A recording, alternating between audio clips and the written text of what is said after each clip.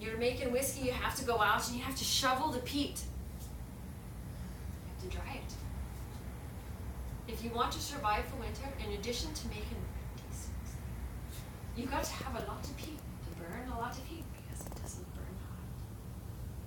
But you also want your whiskey to taste good. So then she continues, she says, each distillery has its own land and its own bog. Before they have their own spring. But we at Arrrrrrrrrrdbeg, we have a tradition. We have very smoky whiskey. Yes, smokiest whiskey. But to give you an understanding, let me help you comprehend. You go to Bowmore, your favorite distillery, isn't it? You're from America, aren't you? Well, yeah, we are. Of course we are. Bowmore has that flavor. It's distinct. It's concise. You drink it and you're like, ah. I taste the oceanside. I taste the Christmas. It's got that smokiness, but there's something else to it. I like it. Bowmore. It's Bowmore, yes. Bowmore. We, on the island of Isla, we respect everybody on the island. Bowmore is one of the favorites, but it's not the We're like, so to give you perspective. Okay, so we get our barley, but to get our smoke, we have to burn the peat. And to burn the peat, you get smoke. And to dry the barley, you get smoke, and the smoke dries the barley. But every distillery has its signature beer. And if you go above and beyond that, it's not the same distillery, is it? We're like, ooh, go on. Bowmore, as an example, they have 5 to 10% smoke parts per million. Lagavulin, they have 20%. Usually Lefroy, they're known throughout the world. They're delicious. Delicious. They're 24 to 25%. But Arrrrrrrrrbeg, we stand out on our own. Do you know what our percentage is? We're like, oh my gosh, no, what is it? 30, 35%? She's like, no. We don't mess around at Arrrrrrrrbeg. Use peat. We don't mess around at Arrrrrrrrbeg.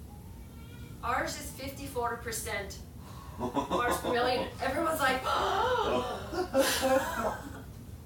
That is how serious we take our whiskey, and we don't give a fuck if the rest of the world doesn't like it. No, that they do. So, here you are. We'll take you around Arrrrrrrrbeg, and we will show you it. And so, like, we're like at the master distiller's house. They have a pile of peat and this furnace for us, and they're like, you burn your wood or your peat? And they totally set us up. Past Blue River and said, yeah. This and is she says, Arrrrrrrrbeg. you can burn your peat if you want to, or you can burn the wood. Depends on how long you want to be. We're like, She gave you a choice in the they room? did. They totally gave us a choice. And in the master distiller's house, you can burn either or. Oh my god. And I said, but she gave us a bottle of 12. That's amazing. She's like, we have to. When you come and stay at our place, we don't mess around. We want you to have real, true life experience. Ah! So we go through the whole mill, and they like show us all this amazing stuff, which I'll tell you a story in a minute because it's really bad.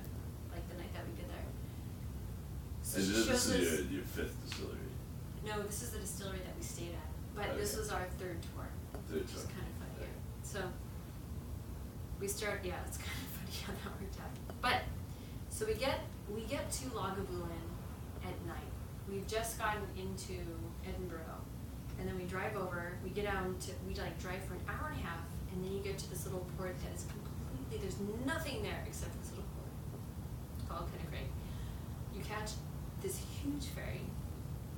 You put your car on it, and then you sail over to the Isle of Isla, and then you get off, and it's like 9:30 at night, and I'm thinking in my head, and I say out loud, I'm like, God, it's 9:30 at night. We're in Scotland. Most like places are closed. I don't know, like 6 or 7. I called ahead to let them know that we're coming, but I don't know what we're going to find because we're super late. It's 10 o'clock by the time we get there. We're driving through like these moors, and there's like sheep, and there's flatlands and ocean, and it's raining, and we're like, it's It's amazing, we're gonna get there. So we finally wind up at the distillery, and we're driving around, we're like, wow, look at these beautiful lights. It's just us, nobody's there. Oh shit, we don't know where the Seacoast Cottage is, we can't find it. Oh. So we're driving around, and then we finally stop, and there's a door open, and the light shining inside this room, and it looks like, from what we can smell, that that's kind of where the mash is. Oh. Like the beer mash. So it comes in. So they say, you know what, Sandra, you're gonna go in and find out where the cottage is. I'm like, guys, come on. They're like, no, you go. Got the nicest face. You go. Kind of You go be raining nice to you. outside. So I go and I knock on the door, and I'm like, thanks, guys. You'll probably never see me again.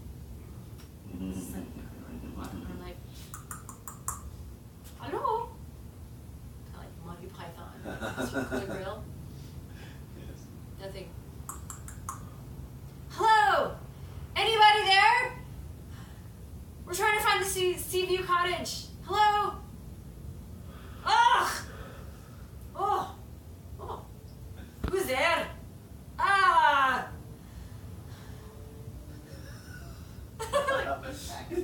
I look back at the car and they're like, Sandra? ah! Sandra, I'm so sorry to disturb you. Can I come in, please?